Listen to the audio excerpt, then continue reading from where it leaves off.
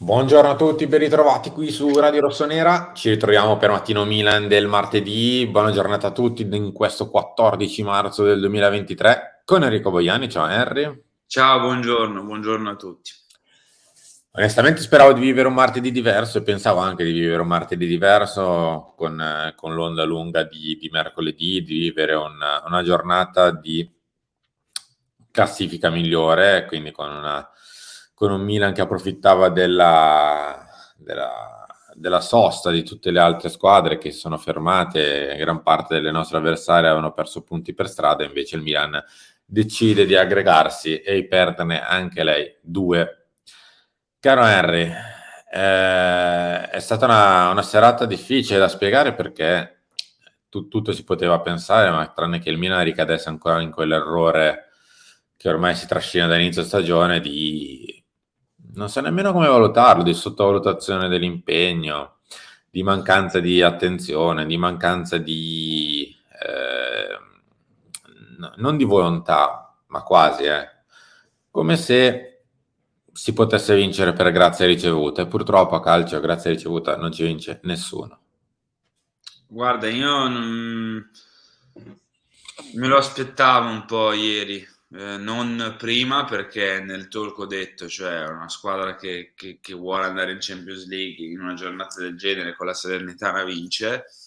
Me lo Mm. aspettavo quando li ho visti in campo, non lo so, ho visto anche nel primo tempo, comunque non c'era quella cattiveria, non c'era quella voglia proprio di ammazzare la partita, cosa che avresti tranquillamente potuto fare contro una Salernitana che sì, ha fatto comunque qualcosa di buono, però non è alto livello, ecco, e lo aveva ammesso anche Paolo Sousa prima della partita, quindi potevi sicuramente far di più. Io credo che sarà un po' così il campionato fino alla fine dell'anno. Adesso non che sottovalutiamo le partite, però che tutte perderanno punti, tutte avranno giornate no, tutte hanno ancora le coppe praticamente, quindi come dire, c'è sempre quell'incognita lì.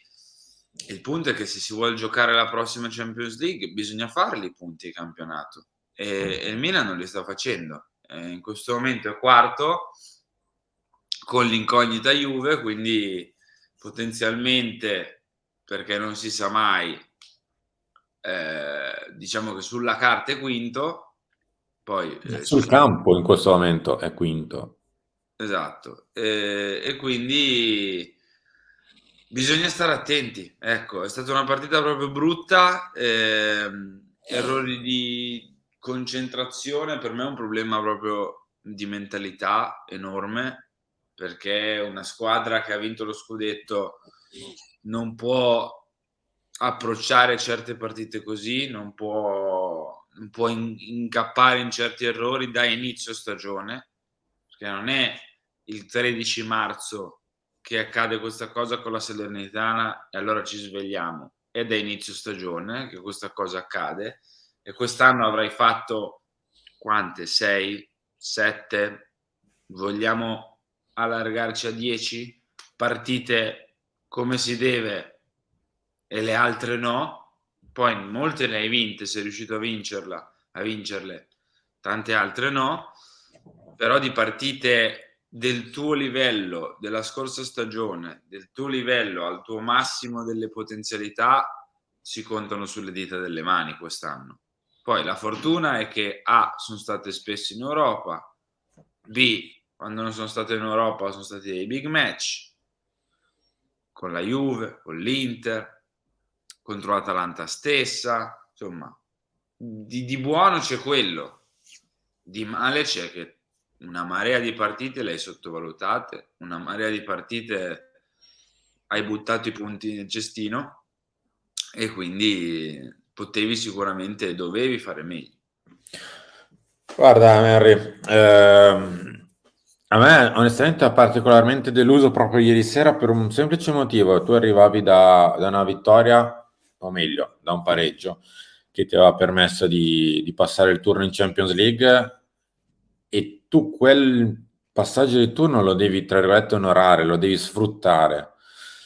Il fatto di viverlo come se fosse un unicum, un bellissimo così, apostrofo in questa stagione che non è particolarmente bella, colorata.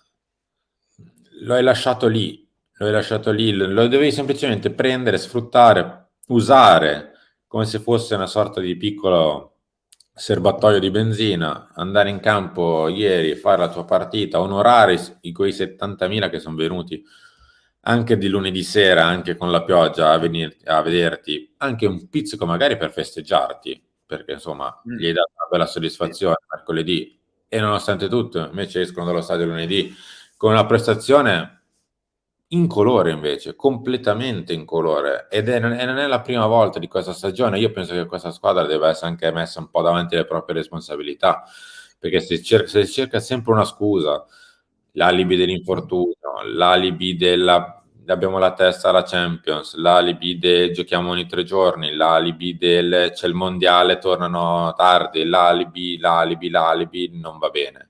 No, Ieri che alibi c'era? C'era nessun alibi. Cosa pioveva? No, non ci sono alibi. Quando giochi una partita del genere, l'alibi ormai sta a zero e il voler crescere va dimostrato sul campo, perché accendere la spina in Champions League è semplicissimo. Chiunque di noi, anche se non gioca, è elettrizzato da tra 2 giorni c'è la Champions League, ragazzi. Figurati un giocatore. La maturità di un giocatore di una squadra sta invece nel dire quest'anno per 4-5 mesi non è che ho fatto il massimo della vita. Adesso, vabbè, gli ultimi 3 mesi non voglio rimanere invischiato fino alla penultima, che ad esempio c'è Juventus-Milan, per giocarmi la Champions. Mi do da fare questo mese senza impegni, ho 2 o 3 partite buone, faccio 6-9 punti, quelli che sono, e mi porto avanti. E la maturità invece qui non c'è poco da fare, non c'è probabilmente né nei giocatori né in panchina, perché evidentemente se questa squadra continua a cadere negli stessi errori c'è un problema di comunicazione tra le due parti. non lo so, io continuo ad avere i miei dubbi che ho sempre avuto e non lo so, il mio augurio è non voglio neanche pensarci a un Milan che non arriva tra le prime quattro dopo aver vinto il campionato, perché non voglio pensarci, perché Mm. sarebbe clamoroso. Mio augurio è quello di in qualche modo rimettersi un po' in piedi, ecco, rimettersi un po' in piedi perché non può andare avanti così. È un problema di mentalità enorme, secondo me. Cioè, tu vinci il campionato, l'anno dopo fai 10 partite come Dio comanda, 10 E, forse. e ne fai 10 aberranti. Ecco, Eh, ma è le quello il problema. altre, le altre sono una mezza roba, alcune le hai vinte, alcune le hai perse. Quindi, boh, non lo so. Ho i miei forti dubbi, ecco, ho i miei forti dubbi. Io Però vediamo come va a finire. Siamo tra le 8, siamo ai quarti di finale, vediamo chi peschiamo venerdì. Bisogna fare i punti in campionato, ragazzi. Cioè, non so più come dirlo, come ripeterlo. Verrà Io ho il una mezza punto. idea di come sta andando, ma mi sembra un po' troppo forte, quindi la Cioè, ti accenno hanno una soltanto. missione. No, no, no, no, non puoi puntare a vincere la Champions League a marzo Mm.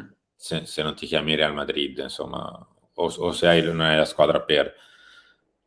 Stai dentro la competizione, fai il massimo possibile, assolutamente sì. Io penso che il Milan possa anche con un buon sorteggio andare anche oltre, ma non è quello il problema.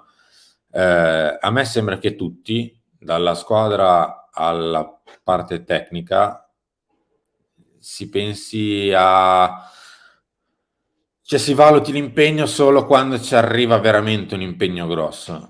Si prepari una partita degnamente solo quando arriva un impegno grosso, si è accesi mentalmente solo quando arriva un impegno grosso. E non va bene. E non va bene. No, perché le partite grosse sono in una stagione 5, Perché 10. la preparazione di Londra o della partita in casa col Tottenham è di ben altro livello. O con l'Atalanta stessa, per dirti. Poi la partita di ieri, cosa c'era? Niente. in campo, niente. Ci si è affidati ma sì, tanto prima o poi con una spallata di uno dei miei giocatori forti tiro giù il muro della Salernitana e la vinco. C'era niente ieri. Gazzetta dello Sport, vabbè, a parte il Porto in taglio alto, Giroud e niente di più. Gol poi il vuoto, flop di Leao e Orighi. A proposito di Giroud, ieri ammonito, eterno Olivier, ma senza di lui a Udine servono i gol degli altri, squalificato in Friuli a 36 anni. È l'unica sicurezza di un attacco tradito da Leao, Orighi, Ibra e Rebic. Wow. Aspetta, Wow. prima di andare sui singoli, che tanto abbiamo le pagelle, chiudo anche parlando con le parole di Pioli. Ora non ci sta. Dobbiamo crescere come mentalità, un'occasione persa. Il tecnico del Milan ha visto tanti errori, evitabile il gol del pari, troppo brutto per le nostre qualità, il campionato non aspetta. Però mister, non so come dirglielo, cioè li vede lei tutti i giorni sti ragazzi. È lei che deve farle capire che sta partita qua è importante tanto quella del Tottenham, cioè non Peccato. io.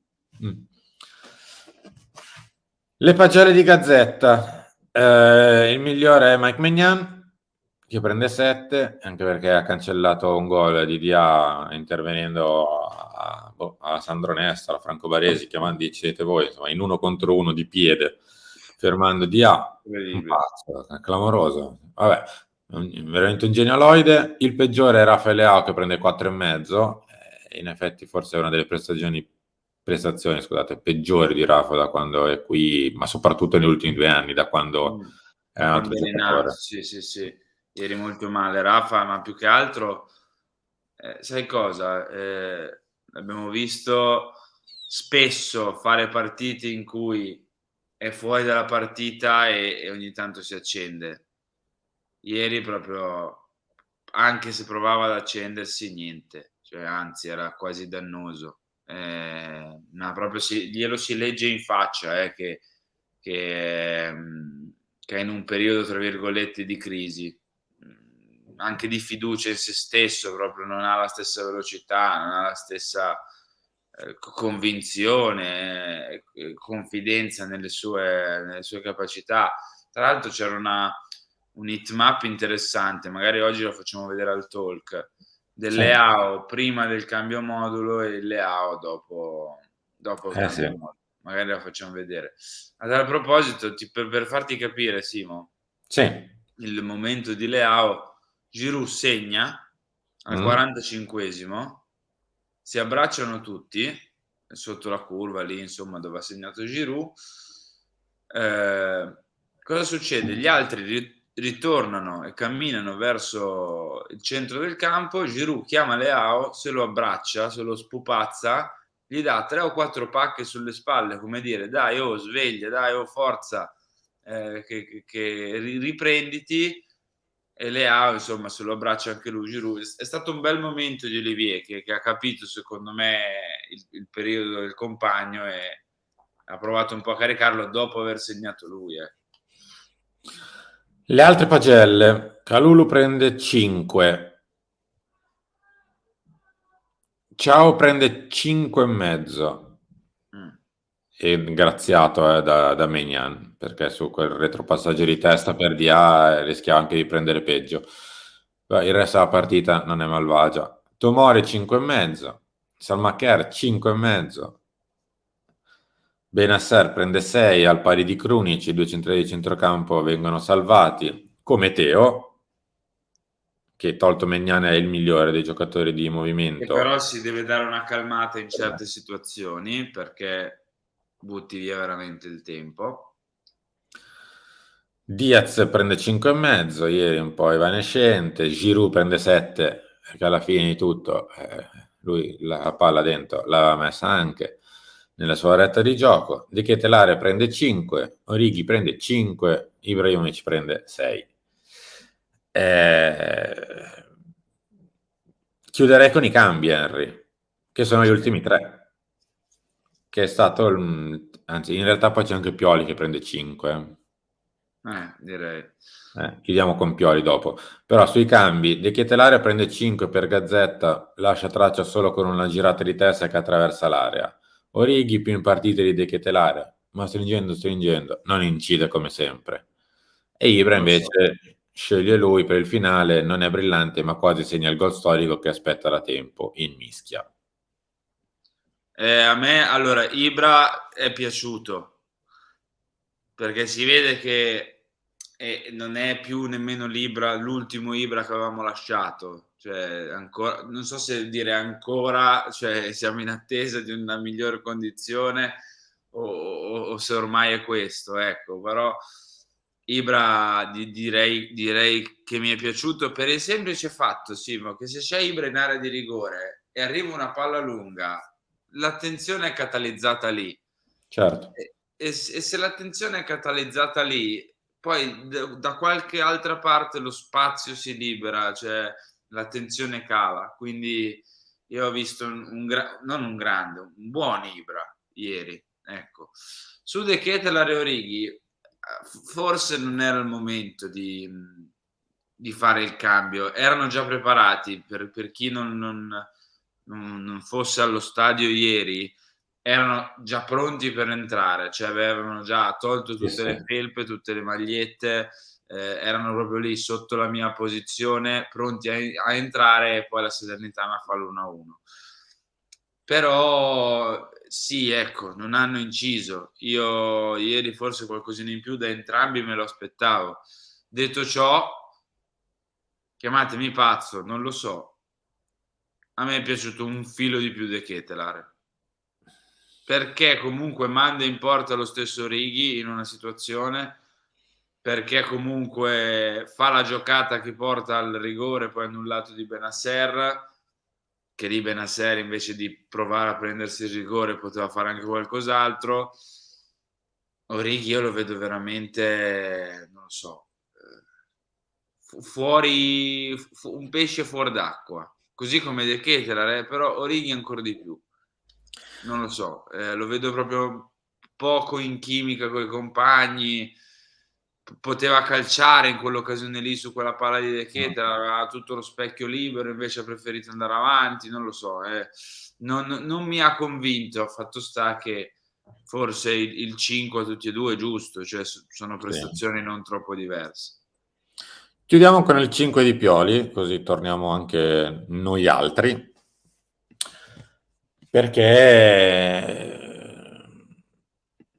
purtroppo se c'è la sua mano nella vittoria contro il Tottenham, c'è la sua mano per me anche nel pareggio di ieri. Una in positivo e ieri in negativo. A me ieri la partita di ieri mi è rimasta un po' qui, onestamente, del Milan. Faccio un po' fatica a metabolizzarla. È un Milan Salernitana, non sto facendo dei drammi apocalittici per un pareggio con la Salernitana. Però è l'ennesima dimostrazione che su questa squadra non si riesce a intervenire. Cioè, il fatto che migliori o peggiori dipende più dall'evento, dalla casualità, dal fatto che qualche big si accende, non tanto da un miglioramento sostanziale, perché alla fine poi ci si ricade sempre nei soliti errori. Ma A io me credo quello che dispiace è proprio questo, che si continua a dire miglioreremo, cresceremo, dobbiamo fare meglio, ma stringi, alla fine si ricade sempre lì. no, sì, si ricade sempre lì, e soprattutto, cioè, io credo che ormai, cioè, la squadra sia questa, il gruppo sia questo, il livello sia questo. Cioè, poi puoi fare l'exploit, puoi fare come dire, il momento iperpositivo, puoi fare sì che il momento iperpositivo sia ancora più lungo. Però più di questo non so tu quanto possa fare, ecco. Poi, ripeto, puoi chiuderti e andare in missione in Champions League, io questo non lo so, poi puoi trasformarti in Europa, puoi viverla come o si va avanti o muerte, però non ci siamo, secondo me. Noi siamo arrivati in chiusura, siamo arrivati anche lunghi, ma d'altronde il pareggio di ieri non è stato particolarmente positivo. Ci ritroviamo direttamente alle 11 per Chiama Milan, poi ricominceremo le nostre dirette qua su YouTube alle 13 con Lunch Press, alle 16 con il Talk, alle 19 per Filo Rossonero. Grazie Henry. Grazie, perdonate lo sbadiglio e mettete like, scriveteci sotto nei commenti la vostra su questo Milan Salernitana, chi sono i vostri migliori e peggiori, cosa succede alle A, cosa succede agli altri, insomma, ieri magari anche due parole su Bennacer, a me Bennacer ieri non è piaciuto per niente, ma vabbè. Diteci sotto nei commenti la vostra, come finirà questa stagione, se andremo in Champions, non andremo in Champions, insomma, diteci le solite cose, like, iscrivetevi e abbonatevi se ne avete voglia, grazie. Ciao a tutti, a dopo.